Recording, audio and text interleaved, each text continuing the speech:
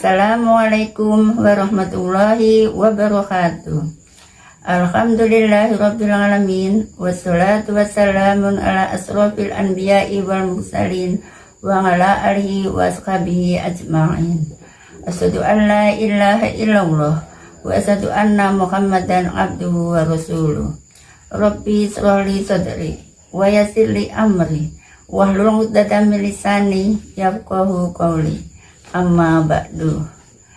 Ibu-ibu yang dirahmati Allah, di sini kami akan mengisi kultum. Sebelumnya, apabila nanti banyak sekali kesalahan yang kami lakukan, kami mohon maaf yang sebesar-besarnya.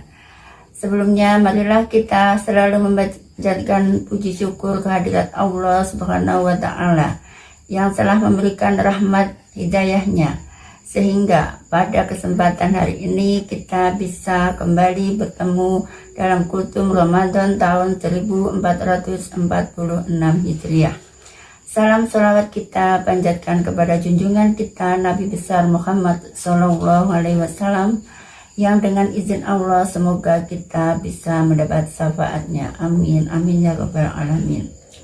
Ibu-ibu yang dirahmati Allah, sekedar untuk isi kultum pada hari ini, saya akan membawakan tema, yaitu 4 amalan yang bisa menjadi penerang di alam kubur. Setelah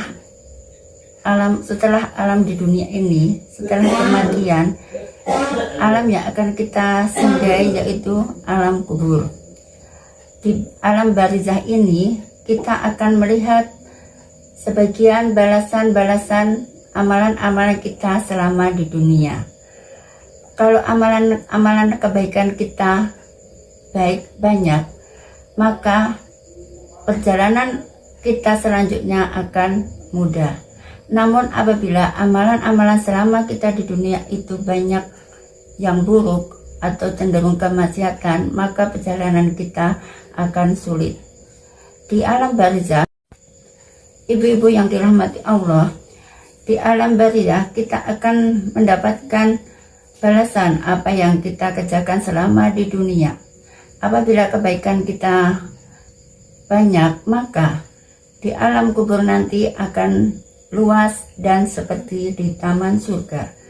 Akan tetapi kalau perbuatan kita kurang baik, maka di alam kubur kita akan terasa gelap.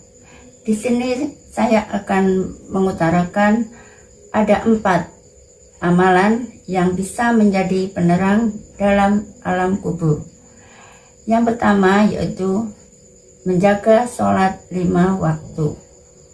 Dikatakan dalam hadis riwayat Tabrani bahwa sholat adalah amalan yang akan dihisab pertama kali di hari kiamat.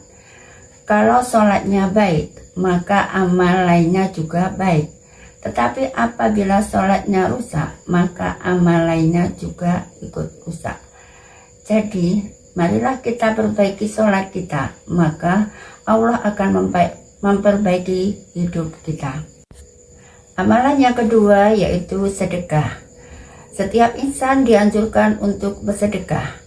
Bersedekah tidak harus dengan materi. Bersedekah bisa dengan tenaga, bisa dengan menebarkan ilmu agama, bisa menyingkirkan sesuatu yang ada di jalan seperti ada batu atau duri supaya nanti yang melewati tidak celaka.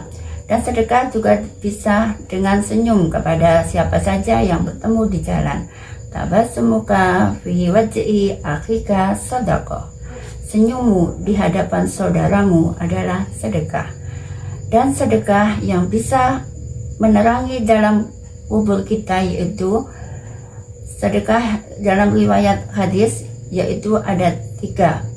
Sedekah jariah, sedekah ilmu agama, ilmu yang bermanfaat, dan doa anak yang soleh kepada orang tuanya.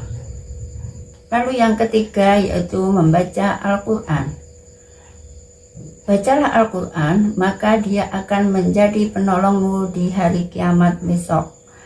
Dia juga akan menjadi penolongmu, penerang di dalam kubur. Membaca Al-Quran juga akan menjadi tameng dari api neraka.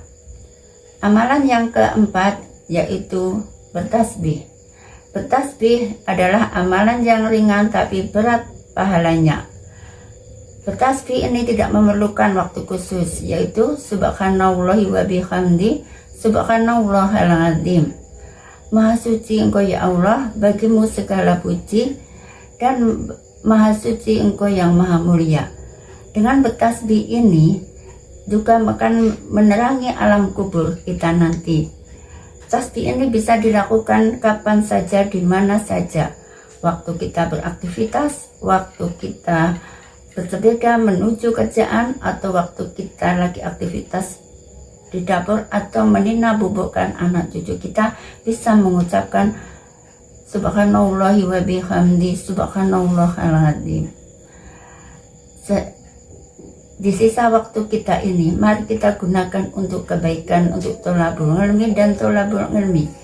Tinggalkan hal-hal yang tidak bermanfaat seperti ghibah, adu domba, dan berbicara yang tidak ada manfaatnya.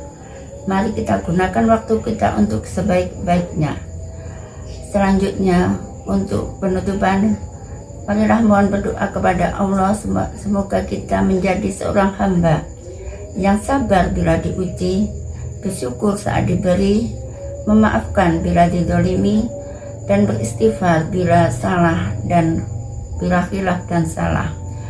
Dan mohon doa kepada Allah, semoga kita dibukakan pintu hati dan selalu dekat dengan Allah.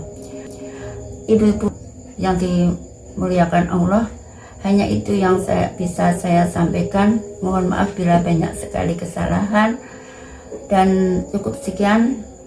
Wabillahi taufiq wal hidayah. Wassalamualaikum warahmatullahi wabarakatuh.